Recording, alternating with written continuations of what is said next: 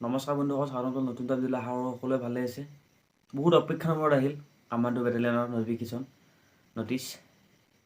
আৰু ভিডিঅ'টো চোৱাৰ আগত মোৰ ফালৰ পৰা এটাই অনুৰোধ, যাতে ভিডিঅ'টো শেষলৈ চায়। যিসকলৰ হাইট নিমিলে, যিসকলৰ এজ মিলা নাই, যিসকলৰ চেষ্ট নিমিলে, সকলোৰ কাৰণে এইটো ভিডিঅ'। যদি ভিডিঅ'টো ভাল লাগে তেতিয়াহ'লে লাইক কৰিব নালাগে। বাছ প্লিজ 3 বা 4 মিনিটৰ ভিডিঅ'টো শেষলৈ চাব, আৰু যদি ভিডিঅ'টো ভাল লাগে তেতিয়াহ'লে সকলোৱে শ্বেয়াৰ কৰি দিব। আমি যিমান আশা কৰিছিলোঁ, আমি যিমান অপেক্ষাত আছিলোঁ, আমি সিমান নটিচখন পোৱাৰ পিছত কাৰোৰে মন ভাল নহয় বা কোনো হেপী হোৱা নাই। সকলোৱে বহুত আশাত আছিলোঁ বা বহুত অপেক্ষা কৰিছিলোঁ আমাৰ অসম পুলিচ কামাণ্ডোৰ নটিফিকেশ্যন কেতিয়া আহিব, আমাৰ এপ্লাই কেতিয়া হ'ব। কিন্তু যেতিয়া নটিফিকেশ্যন আহিল, নটিচ আহিল, তেতিয়া তাৰপিছত কিন্তু সকলোৰে মন বেয়া। যেতিয়া নটিচ আহিল তেতিয়াৰ পৰা সকলোৰে মন বেয়া। সকলোৰে মনত সপোন এজন কামাণ্ডো বেটেলিয়ন হোৱা, কিন্তু সপোন হৈ ৰ'ব। কোনে ইণ্টাৰভিউ দিব পাব? আসাম পুলিচ কামাণ্ডো বেটেলিয়নত কোনে ইণ্টাৰভিউ দিব পাব? যদি কাৰোবাৰ এজ নিমিলে, কাৰোবাৰ হাইট নিমিলে, যদি কাৰোবাৰ হাইট নিমিলে, কাৰোবাৰ চেষ্ট নিমিলে। মাননীয় মুখ্যমন্ত্ৰী ডাঙৰীয়া ছাৰে কৈছিল যে ফিজিকেল টাফ হ'ব কামাণ্ডো বেটেলিয়নত।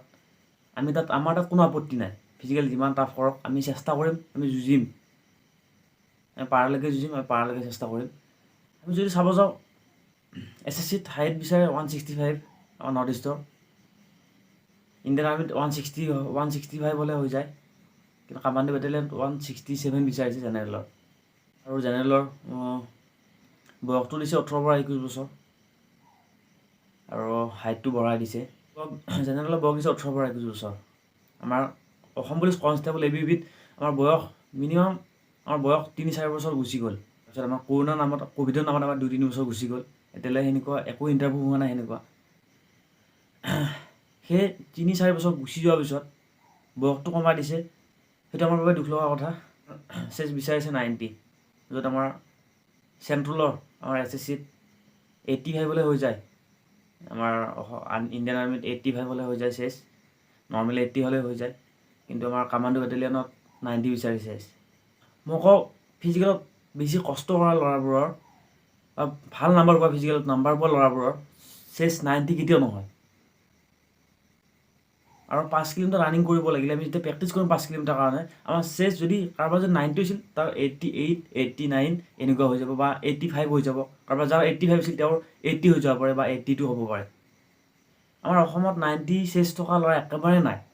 আমি যদি চাব যাওঁ, মিনিমাম 100ৰ ভিতৰত 10% বা 20%, হয়তো 30% ওলাব পাৰে।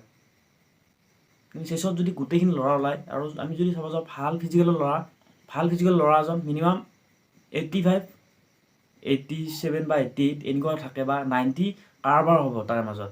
কিন্তু 80ৰ পৰা 85, 87ৰ ভিতৰতে থাকে। আৰু আমি যিমানে প্ৰেক্টিছ কৰিম, আমাৰ সিমানে চেষ্টটো কমি যাব। আমি যিমানে কষ্ট কৰিম ফিজিকেলত, সিমানে আমাৰ চেষ্টটো কমি যাব। আমি যদি সদায় 5 কিলোমিটাৰ ৰানিং কৰি থাকোঁ, 7 কিলোমিটাৰ যদি আমি ৰানিং কৰোঁ, তেতিয়াহ'লে আমাৰ চেষ্ট যদি 90 হৈছিল, 90ৰ পৰা আমাৰ 87 বা 88 হৈ যাব, বা 86 হ'ব, বা 85 হ'ব আমাৰ হাইষ্ট। আৰু যিসকলৰ 85 আছে তেওঁলোকৰতো 82, 83 এনেকুৱা হৈ যাব। ফিজিকেল বেছি কষ্ট কৰা ল'ৰাবোৰ 90 চেষ্ট কেতিয়াও নহয়। আৰু আমি একেবাৰে দুখীয়া ঘৰৰ ল'ৰা, আমাক ৰানিং কৰি আহি আমি কল খাবলৈ, গাখীৰ খাবলৈ, আমাৰ কণী খাবলৈ, মাছ মাংস খাবলৈ আমাৰ পইচা নাই। এতিয়া সকলোৰে টেনশ্যন হৈ পৰিছে। কাৰোবাৰ যদি হাইট নিমিলে, কাৰোবাৰ চেষ্ট নিমিলে, কাৰোবাৰ এজ নিমিলে। আৰু আমি যদি চাব যাওঁ, মিনিমাম 70 পৰা 80% ল'ৰা ওলাব চেষ্টত। সেয়ে মোৰ ফালৰ পৰা মাননীয় মুখ্যমন্ত্ৰী ডাঙৰীয়া ছাৰলৈ, মাননীয় DGP মহোদয় ছাৰলৈকে মোৰ এটা অনুৰোধ, যাতে এবাৰ ভাবে আমাৰ ইমান চেষ্ট থকা বা আমাৰ ইমান হাইট থকা আমাৰ নৰ্থ ইষ্টত, অসমত ইমান ল'ৰা ছোৱালী নাই। কাৰণ আমি বহুত সপোন দেখিছিলোঁ কামাণ্ডো হোৱাৰ কাৰণে, বহুত কষ্ট কৰিছিলোঁ, আৰু এতিয়াও কষ্ট কৰি আছোঁ। আৰু ইমান কষ্ট কৰাৰ পিছত চেষ্টটো ইমান নাথাকে। আৰু আমাৰ অসমত, আমাৰ নৰ্থ ইষ্টত ইমান হাইট থকা ল'ৰা ছোৱালীও কম।